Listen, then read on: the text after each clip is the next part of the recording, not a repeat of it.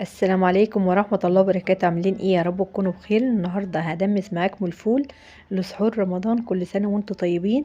وهقولك بقى على الطريقة المظبوطة اللي تخلي معاكي الفولة مهرية، وكمان من غير ما نضيف الوانات صناعية ولا اي مكون يهري معانا الفول. بجد انا عايزاكي تجربيه، بس بعد ما تشوفي الطريقة كاملة.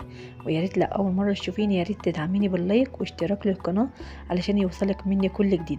في الاول بقى بنسمي الله ونصلي على الرسول عليه افضل الصلاة والسلام. انا هدمس معاكم الفول النهارده بطريقه سهله ومش هياخد وقت خالص على النار، وكمان الفوله في الاخر هتكون لونها فاتح ومهريه.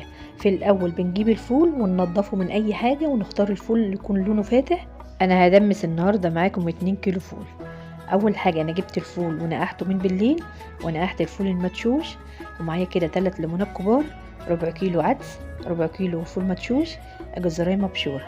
بجد هي طريقته سهله ومفيهاش حاجه صعبه خالص، غير بس ان انت تنقعي الحاجه من بالليل. يعني لو هتضيفي حمص الشام ضيفي برضو حمص، بس انقعيه من بالليل بحيث ان هو ما ياخدش وقت معاكي على النار. في الاول انا ضفت الفول وفوقيه الفول المدشوش، وبعد كده العدس، وبعد كده ضفت الجزرايه والثلاث ليمونات. وفي الوقت ده انا كنت بغلي ميه على النار. اهم حاجه الميه اللي هتضيفيها على الفول تكون ميه سخنه علشان الفول ما ياخدش معاكي وقت، وكمان بقى لونه يبقى حلو. بعد كده بضيف المية، وبنزود بقى مية فوق الفول.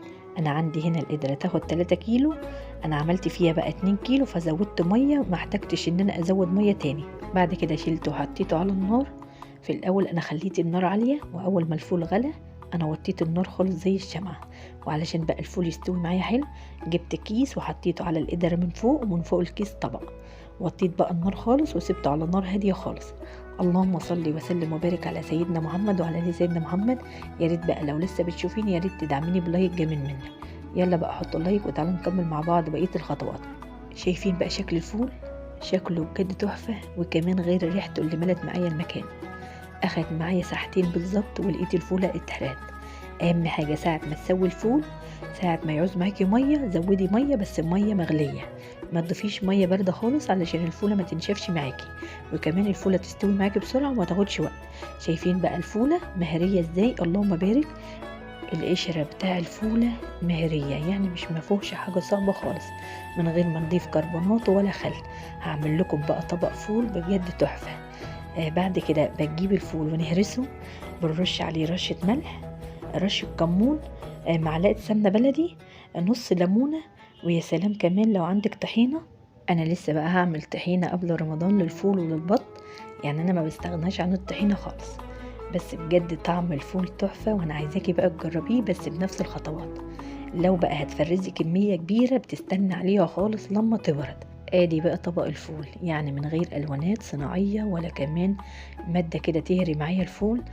شكل الفول فاتح، بيفضل بقى معايا الفول من اول كيس لحد اخر كيس بنفس اللون. لون الفول مش هيغير علشان الليمونة اللي احنا ضفناها في الاول مع الفول وهو بيستوي بتحافظ بقى على لون الفول حتى لو فرزناه.